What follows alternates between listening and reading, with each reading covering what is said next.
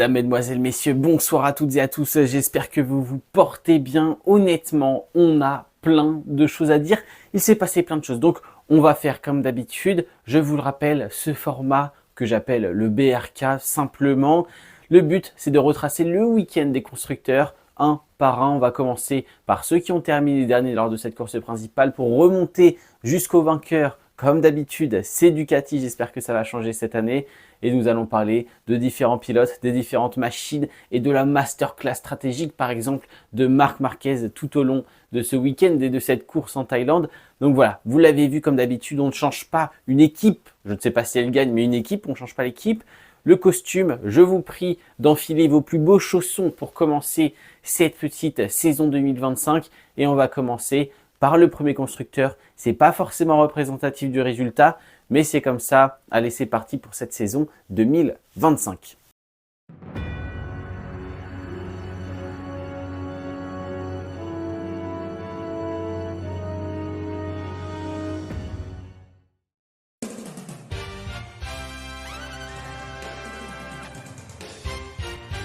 Nous allons commencer par Yamaha avec Jack Miller notamment qui finit juste derrière le top 10 en 11e position. Alors Yamaha, un début de week-end satisfaisant avec un passage direct en Q2 par Fabio Quartararo. Un début de week-end satisfaisant par un Jack Miller qui pulvérise tout le monde en Q1 sauf Francesco Bagnaia et qui en Q2 va venir se placer en deuxième ligne. Donc honnêtement, ça a commencé très très fort.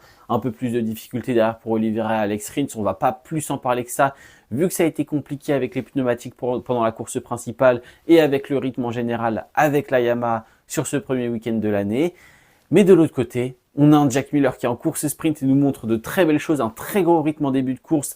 Malheureusement, on a une petite chute, un Fabio Quartararo qui performe le samedi et le dimanche, le départ catastrophique pour Fabio Quartararo et ensuite, on est bloqué derrière Miguel Oliveira en dehors du top 15 avec beaucoup de difficultés, notamment avec le pneu arrière. Il a dit dès le début de la session, dès le warm-up, il sentait que le pneu arrière était un peu délicat et ça a continué. Et en plus avec la dégradation du pneu arrière ainsi que du pneu avant quand on est collé derrière un pilote, ça allait de pire en pire lors de la course principale pour Fabio Quartararo. Donc voilà, on va quand même chercher un petit point. C'est vraiment pas représentatif du niveau qu'il nous a montré depuis le début de la saison avec les tests hivernaux et ce premier week-end en Thaïlande. Mais c'est vrai que Fabio Quartararo n'a pas pu performer. Peut-être le mauvais choix de pneus, la difficulté à dépasser sur un circuit comme celui-là. Et devant, on a un Jack Miller qui commence très très fort la course principale, qui va se battre aux avant-postes directement, top 5, top 7 jusqu'à la mi-course. Et après, on voit la dégradation, et c'est aussi un peu le point faible de Jack Miller depuis ces dernières années, notamment chez KTM. Voilà, la gestion du pneumatique, la gestion de la fin de course. Dès que la dégradation devient un petit peu forte, on sait que Jack Miller a tendance à perdre énormément en rythme et en position par la même occasion. Et là, ça a été un petit peu la même chose, un Jack Miller qui perdait en rythme, un Jack Miller qui se faisait dépasser, le pneu avant montait en pression, la dégradation s'accentuait et malheureusement, voilà, c'est un cercle vicieux dans lequel vous êtes engagé quand vous perdez en rythme. Tout le monde vous dépasse, vous restez 2-3 tours derrière cette même personne et c'est compliqué de gérer le pneu avant et les pneumatiques. Alors, on n'en tiendra pas rigueur à Jack Miller forcément pour cette fois. Il découvre la Yamaha en conditions réelles, notamment dans ces températures extrêmes, mais ça on en reparle juste après, notamment pour Honda. Donc voilà, honnêtement, Yamaha, c'est un week-end plutôt négatif si on regarde seulement le résultat, mais très positif dans son ensemble, dans le sens où c'est une piste qui normalement ne convient pas trop à la M1, et pourtant, on a réussi à sortir un très bon tour chrono de la part de Jack Miller. On a fait une belle course sprint chez Jack Miller et chez Fabio Quartararo. On avait un bon rythme en course principale avec la moto, avec tout le plein pour Jack Miller en début de course. Maintenant, il va falloir trouver les petits réglages, ne pas se tromper dans la stratégie pneumatique et accentuer, augmenter le rythme au fur et à mesure de la saison avec quelques upgrades par-ci par-là. Mais honnêtement, Yamaha, pas grand-chose de plus à dire. C'est tout pour là. On continue avec Honda.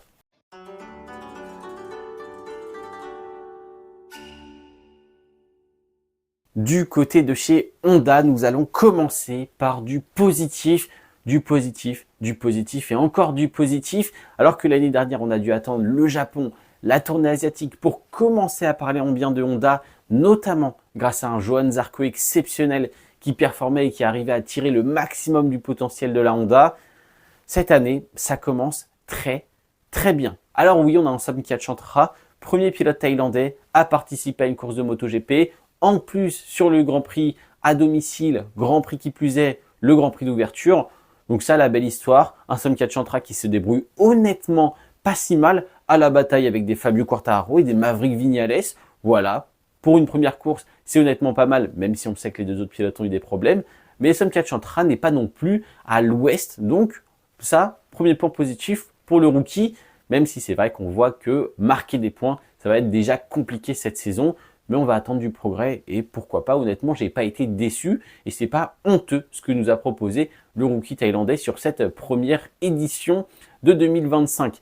On va continuer avec d'autres pilotes. Luca Marini, je n'ai rien à dire, pas forcément dans le rythme, pas au niveau de ses coéquipiers et un peu au-dessus de Somkhat Chantra, mais c'est ce qu'on attendait. Il vient déjà marquer quelques points dès la première course de la saison, pas comme l'année dernière. Donc ça déjà, premier point positif. Parlons maintenant de Joan Mir et de Johann Zarco. Déjà Johann Zarco, qui accroche un point en course sprint, si je ne dis pas de bêtises, qui accroche des points, un top 10 même dans cette course principale. Johann Zarco, voilà, on le connaît, on le sait, la performance, la régularité, on vient tirer le maximum du potentiel de la moto. Tout ce qu'on peut faire est maximiser chez Honda grâce à Johann Zarco. Je n'ai pas grand chose de plus à dire, il a été dans les mêmes problèmes, il s'est bien battu, il a su vraiment réussir à gérer cette pression du pneu avant, réussir à gérer la bataille parce qu'on le sait, pour la 7e, 6e position, on avait une grosse bataille avec plusieurs pilotes, Brad Binder, Joan Mir, Johann Zarco, on a eu aussi Raúl Fernandez, Jack Miller. Donc c'était vraiment un gros bloc de pilotes, ou Fabio Di Giannantonio aussi, si je dis pas de bêtises un moment. Un gros bloc de pilotes, fallait s'en sortir, fallait tirer son épingle du jeu. Et Johann Zarco, sans faire de faute, sans se précipiter, a réussi à monter la Honda, alors pas au maximum, mais franchement à optimiser le résultat. Donc un grand bravo à Johann Zarco. C'est un de ses points forts l'année dernière. Ça continue cette saison. Maintenant, le point négatif et très positif en même temps, c'est celui qui a failli battre Johann Zarco tout le long du week-end. En qualification, bon, c'était kiff-kiff. On est quasiment sur la même performance pour Joan Mir et Johann Zarco. En course sprint, on finit pour Joan Mir juste devant Johann Zarco avec un très bon rythme, honnêtement. Et en course principale, il y a une explication à sa chute. C'est dommage. Encore une fois, on peut tomber un peu sur Joan Mir dans le sens où ça fait déjà 2 ans où on arrive difficilement à finir les courses du côté de l'Espagnol. Mais cette fois-ci, avec la chaleur extrême, 37 degrés sur la grille de départ dans l'air au début de la course, c'est énorme, c'est tout simplement énorme. Donc imaginez avec la moto qui chauffe entre vos jambes à une centaine de degrés et en plus de ça, les échappements des pilotes de devant, Joan Mir était en train de se brûler. Déjà, vous avez très peu d'air qui arrive au niveau du buste, des bras et des mains parce que vous êtes dans l'échappement, donc directement dans les gaz très chauds qui sortent de la moto de devant. Pas d'air frais pour vous refroidir le corps. Et en plus de ça, vous avez au niveau du moteur, pour certaines motos comme la Aprilia, la Ducati qui a surchauffé aussi, ou la Honda, des parties qui sont brûlantes et Joan Mir se brûlait au niveau des jambes, ressort de cette course d'ailleurs avec des brûlures. Donc voilà, il a été dérangé, il appuie un peu trop sur le frein avant, ça lui fait décrocher avant, simplement, petite erreur d'inattention, petite erreur de déconcentration pour Joan Mir. C'est dommage parce qu'on avait vraiment un très bon rythme de la part de l'Espagnol. Il le disait, s'il continuait comme ça, il pouvait potentiellement, vis-à-vis de la dégradation des pneus, c'était à voir, mais viser un top 6. Donc honnêtement, Joan Mir, très positif. Et en tout cas, il commence cette nouvelle saison, avec de bons sentiments, de bonnes choses et du positif et du progrès à venir. Donc pour le moment, Honda, c'est vraiment pas mal. On a de très bons résultats. Passons à la suite. Et la suite, c'est KTM.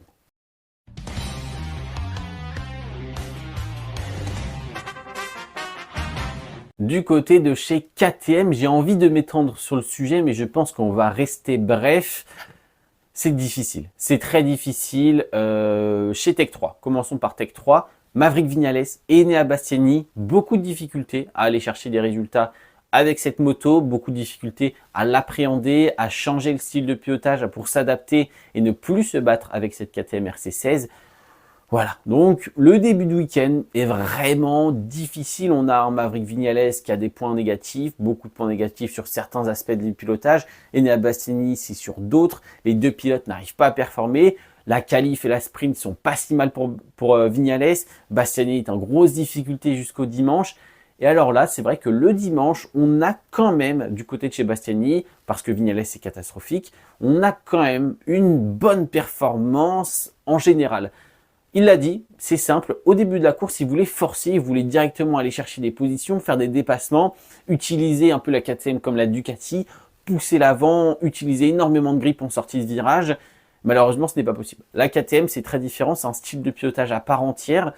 Et donc, Enea Bastianini a mis plusieurs tours pour se rendre compte, pour se calmer et pour réutiliser la KTM comme on lui décrit depuis le début de la saison. Donc, rester plus calme et changer sa manière de piloter sur la moto. Et ça a fonctionné. De plus, Bastianini a été avantagé sur un point. On le sait, c'est un pilote capable de garder ses pneus juste en fin de course et capable de rouler très vite avec les pneus usés. Et alors, sur un circuit comme Chang où la dégradation était énorme, que ce soit à l'avant ou à l'arrière, Bastianini a pu tirer un peu de cette compétence et donc ça l'a aidé à revenir petit à petit. On va quand même chercher un top 10, hein, c'est pas rien pour une première course principale sur la KTM.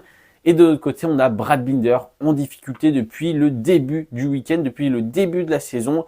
Honnêtement, il est clairement pas au niveau. Alors oui, la KTM est difficile. Oui, le pneu médium à l'arrière n'était peut-être pas le bon choix pour Brad Binder et la KTM avec beaucoup d'usure. Mais voilà, c'est un peu décevant. Parlons de Pedro Acosta aussi, c'est un peu décevant. Nouvelle chute, encore une fois. Alors encore une fois, c'est que la première course de la saison. Mais en fait, on se rappelle tous de la saison dernière et c'est vrai que l'enchaînement continue un petit peu. On a un Pedro Acosta qui pousse, on a l'arrière qui se décharge beaucoup trop, selon Pedro Acosta en tout cas, pour un freinage comme celui-ci. Et donc, quand l'arrière se décharge, vous venez énormément charger l'avant, logiquement. Et donc, ça devient compliqué et vous pouvez vite croiser et perdre l'avant. Et ça, c'est quelque chose qu'on avait remarqué déjà l'année dernière. Jack Miller, Acosta, Brad Binder, combien de fois, que ce soit pendant les essais ou en course principale, ces pilotes-là viennent perdre l'avant dans des conditions qui, pour le coup, ne sont pas non plus extrêmes. On n'était pas sur une tentative suicidaire de dépassement ou quoi que ce soit. On n'était pas sur un freinage ultra tardif. Mais non, souvent la KTM vient se décharger de trop à l'arrière et donc vient plomber l'avant et on peut vite perdre la moto. Donc voilà, ça c'est le problème numéro 1 de la KTM actuellement pour Pedro Acosta. C'est vrai que le rythme était pas mal. Pedro Acosta a continué jusqu'à la fin de la course pour voir la dégradation des pneus. Par contre, au niveau du pneu arrière, c'est beaucoup trop. Le pneu est détruit en fin de course. On n'arrive pas à aller chercher de la performance. Après, les conditions, encore une fois, étaient très délicates. Plus de 45 degrés sur la piste. Une piste qui détruisait les pneus, de la chaleur, une moto difficile. Donc voilà, on va voir pour la suite. Mais pour KTM, pour le moment, va pas falloir trop de conditions extrêmes parce que ça a l'air d'être compliqué à gérer pour la marque autrichienne. Passons à Aprilia.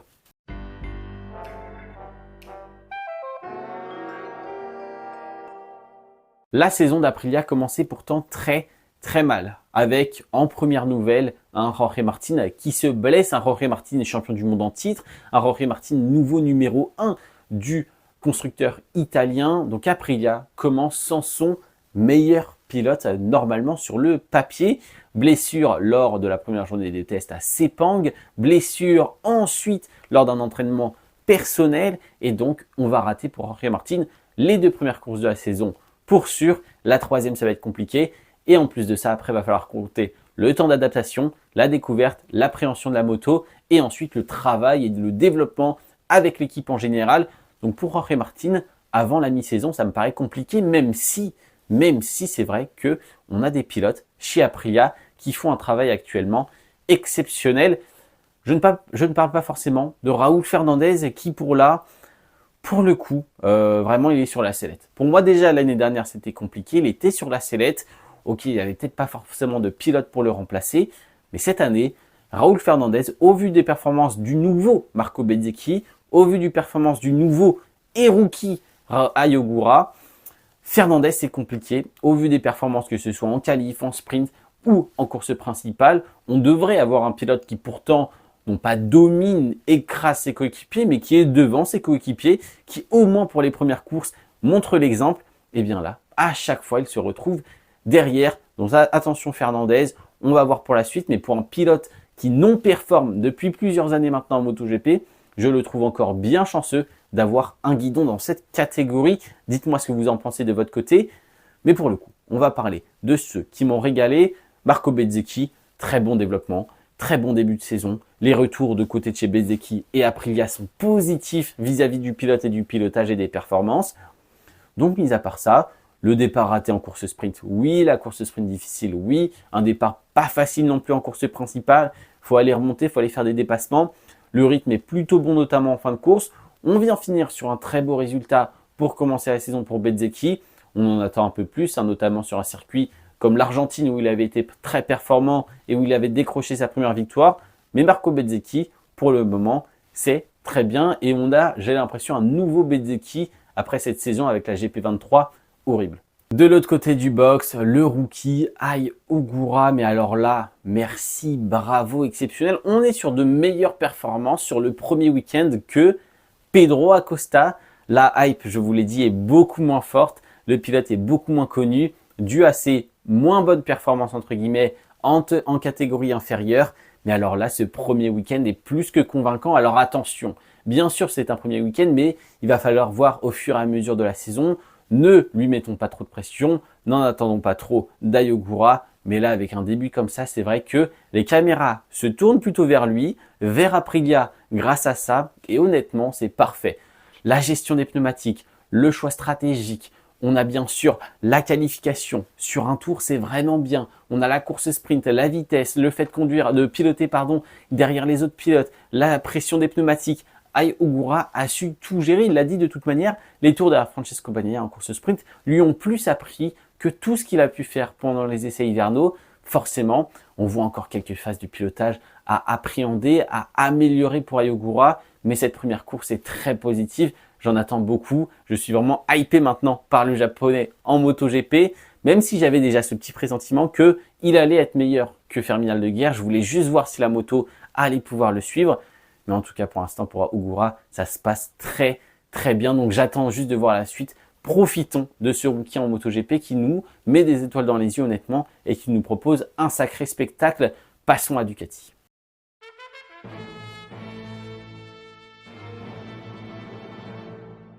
Alors, pour ceux qui attendaient une année avec de la compétition, pour ceux qui attendaient une année où la domination Ducati était, pourquoi pas, terminée, qu'on allait voir Aprilia, Yamaha, Honda, KTM, ça commence plutôt mal. Top 4. Top 4 pour Ducati. 1, 2, 3, 4. C'est simple. Vous avez beau mettre 50, 60, 70 degrés sur la piste, 40 degrés dans l'air, une dégradation hyper forte au niveau des pneumatiques, de la concurrence, Ducati sécurise dès la première course de la saison dans des conditions extrêmes. Le top 4, la fiabilité est là, la performance est là, tout va bien du côté de l'écurie de chez Borgo Panigale. Honnêtement, pas de problème à déclarer. Alors, au niveau des pilotes, Di Giannantonio, on va pas trop en parler pour le moment parce que c'est compliqué. Le reste, c'est devant. Le reste, ça roule très très bien. Morbidelli, Bagnaia, pas trop de choses à dire. Le rythme est bon. Le rythme est compliqué pour Bagnaia. On l'attend un peu plus devant encore une fois. Mais ce week-end, c'était compliqué. On le sait, en course sprint, il y a des difficultés, notamment avec l'équilibre de la moto. Le réservoir change un petit peu en fonction de la sprint et de la course principale. Ça change l'équilibre général de la moto. Et Bagnaia n'arrive pas trop, notamment sur les phases de freinage, à commencer ses courses sprint. Et c'est de là où vient la difficulté, en tout cas sur ce début de saison 2024 et 2025, Et l'année dernière, c'était un peu la même chose en 2024. Alors, pour le coup, voilà, pas grand chose à dire de plus. Le rythme est bon. Le rythme est là. On voit qu'il y a du potentiel. C'est pas terminé. Bagnaia n'est pas mort non plus. Par contre, c'est devant. C'est devant où c'est intéressant, c'est devant où c'est important. Alex Marquez, week-end exceptionnel, rien à redire. On ne pouvait pas faire mieux. Maintenant, parlons du stratège. Le stratège fou, le monstre, l'extraterrestre Marc Marquez. Honnêtement, une performance digne des plus grandes, une performance que je n'ai jamais vue, une performance que vous n'avez jamais vue, car personne n'a jamais piloté comme ça, personne n'a jamais fait ça. C'est une première dans l'histoire du MotoGP. Oui, il y a des manières d'écraser la concurrence. On peut se rappeler de Marc Marquez, des Lorenzo qui partaient, qui, malgré la concurrence, malgré les Rossi, les Pedrosa, pouvaient prendre 10 secondes d'avance sur le leader. Là, c'est différent. C'est une domination. C'est écraser la concurrence de manière différente. Je vous explique. Tour 7, Marc Marquez coupe l'accélérateur en sortie du virage 3, regarde derrière et laisse passer Alex Marquez. On pouvait se dire c'est un problème, mais non, on se rappelle tous de Assen à ce moment-là. Il faut garder de la pression dans le pneu.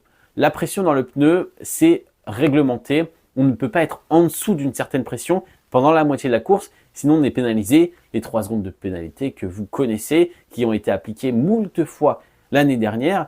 Donc voilà, Marquez sent qu'il n'y a plus assez de pression dans le pneu avant parce qu'on a 2-3 tours d'attaque pour empêcher Alex Marquez et Bagnaia de venir vous attaquer au début de course, pour prendre une petite avance, pour gérer la fin de la course. Et donc après ces 2-3 tours d'attaque, eh bien Marquez était sur un rythme de croisière, était en gestion et ne poussait plus autant sur le train avant. Donc la pression diminuait et on se retrouvait en dessous des standards de la FIM. Donc premièrement, là où c'est impressionnant, c'est que la stratégie de Marquez, c'est de laisser passer un pilote pour garder la pression de son pneu avant, parce que quand on suit un pilote, le pneu il chauffe, le pneu monte en pression et donc on est au-dessus de la pression réglementaire instaurée par la FIM pour la course en Thaïlande. Ça commence bien, mais Marquez il se met pas une seconde pour bien gérer, il se met à 1/10 d'Alex Marquez pendant toute la course et on voit, on force pas sur les freinages, il n'y a aucune tentative, on est juste là pour économiser les pneus, la gestion du pneu arrière, on va utiliser l'aérodynamique, on va utiliser l'aspiration, on va tout utiliser, gestion du pneu, gestion du carburant, gestion de l'effort. Alors oui, c'était très compliqué car Marquez brûlait, tout simplement. Marquez brûlait derrière Alex Marquez, je vous l'ai dit, la chaleur dégagée par la moto se retrouve directement dans la moto de Marquez et sur le pilote. Très difficile de se refroidir car on est collé derrière quelqu'un d'autre. Et donc Marquez brûlait, c'était le point négatif, mais on le voyait, il roulait avec de la marge. C'était facile. Honnêtement, c'était facile pour Marc Marquez. Il a dit, j'avais besoin de 3 tours pour aller doubler Alex Marquez. Au 4e tour, 4 tours avant la fin, il fait le dépassement dans le virage numéro 12. Ça passe, il s'en va, il met 2 secondes à son frère en 3 tours. Exceptionnel. Exceptionnel dans le sens où on prend le pari de la stratégie. Je peux me mettre derrière un pilote, faire toute la course, utiliser la moto, voilà, gérer et ensuite le doubler, m'envoler. Je sais que ça va le faire. Ça a été fait, ça a été parfaitement réalisé et c'est là où c'est exceptionnel et c'est là où c'est une performance qu'on n'a jamais vue dans l'histoire du MotoGP. Donc honnêtement, Marc Marquez, parfait. Mais c'est pas ça le pire. Le pire, c'était que déjà, on voit la facilité dans laquelle ça a été fait. On voit le pari stratégique, on voit la confiance qu'il a sur cette Ducati GP25, on voit la vitesse qu'il peut emmener dans un tour en course sprint, dans un tour en course principale, avec les pneus usés, il peut dépasser, avec le pneu, avec la température au maximum à l'avant, il peut gérer sa course. Mais ce qui est le pire, c'est pas forcément ça, c'est les déclarations. En fin de course sprint, on a un Marquez qui vient nous dire « Oui, j'ai encore de la marge sur 3-4 freinages. » D'accord, on a encore de la marge et pourtant, on est en gestion. Pourtant, on pulvérise déjà en étant en gestion. On a un Gigi Dall'Igna qui fait « C'est pas forcément le circuit préférentiel de Marquez. Il va être meilleur sur d'autres circuits. » Pourquoi? Pourquoi nous dire ça? Pourquoi flinguer le moral des gens qui regardent? Pourquoi casser le moral des autres pilotes? On a un Marc Marquez exceptionnel, honnêtement. C'est une performance que je n'ai jamais vue, qui est difficile à décrire. Alors, je vous l'ai décrite, hein. Forcément, ça s'est bien passé. On peut parler d'aspect stratégique, mais c'est difficile d'imaginer ça, d'imaginer que c'est la même catégorie, d'imaginer que c'est des motos très similaires, dans le sens où on a un Marquez qui se balade et qui, forcément, se régale sur la piste et sur cette GP25. Voilà, j'ai assez parlé de Marc Marquez. C'est tout. Marc Marquez, bravo Marc Marquez, voilà, j'aimerais faire limite une vidéo sur la course de Marc Marquez tellement elle est impressionnante. Alors oui, il nous a pas proposé de spectacle, hein, parce que faire 20 tours collés derrière Alex Marquez, enfin une vingtaine de tours, une petite vingtaine de tours collés derrière Alex Marquez, ne rien tenter et juste être là pour faire de la gestion, bon, au niveau du spectacle, on a connu mieux, mais au niveau de la performance et de la stratégie, j'ai rarement vu ça. Moto 2, Moto 3, honnêtement, allez voir ça. On a eu une bonne course en Moto 2, on a eu une bonne course en Moto 3. J'ai pas forcément, là la vidéo est longue, je vais pas forcément m'étaler là-dessus. Bravo Antonio Rueda, j'espère vraiment que cette année c'est ton année. Ça commence très très fort en tout cas. Et puis voilà, parlons d'autre chose. C'est la fin de la vidéo. Merci d'avoir regardé. Dites-moi en commentaire ce que vous avez pensé de ce week-end en Thaïlande. Honnêtement, j'ai trouvé ça plutôt pas mal. Peut-être un petit manque de bataille. C'est peut-être la course en Thaïlande la moins bien, entre guillemets, depuis que le circuit est au calendrier. Voilà. Merci d'avoir regardé. C'était Théo. Ciao, ciao.